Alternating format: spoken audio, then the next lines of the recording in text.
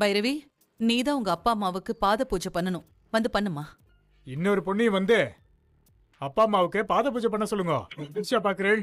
இங்க பாருங்க, இவங்களுக்கு ஒரு பொண்ணுதான், அது பைரவி மட்டும்தான். என்ன சொல்றேன்?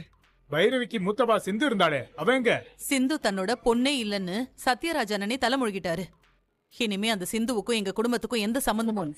என் அப்பா அம்மாவோட 60ஆம் கல்யாணத்துக்கு முறை செய்ய வந்திருக்கேன்.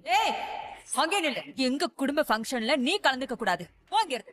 நான் தான் உங்களுக்கு மூத்த பொண்ணு. முறையா உங்களுக்கு செய்ய வேண்டிய சம்பிரதாயங்களை செஞ்சுட்டு போயிடுவேம்மா.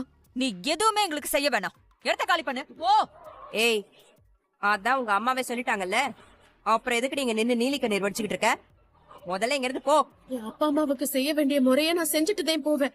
என்ன செய்ய வேண்டாம்னு சொல்ல உங்களுக்கு எந்த உரிமையும் கிடையாது. அப்பா, உங்க கோவம் நியாயமானதுதே. நீங்க என்ன மன்னிக்க வேண்டாம்.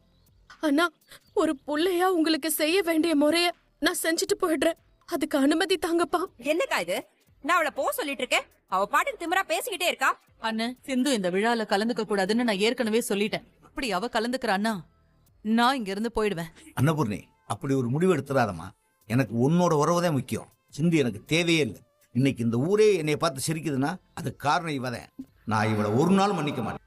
இவளுக்கு எந்த உரிமையும் தர மாட்டேன். குடும்பத்தில் மட்டுமில்ல, எந்த ஜென்மத்தில் நீ எனக்கு பிள்ளையா பிறந்திருக்கும். நீ எனக்கு பிள்ளையே கிடையாது.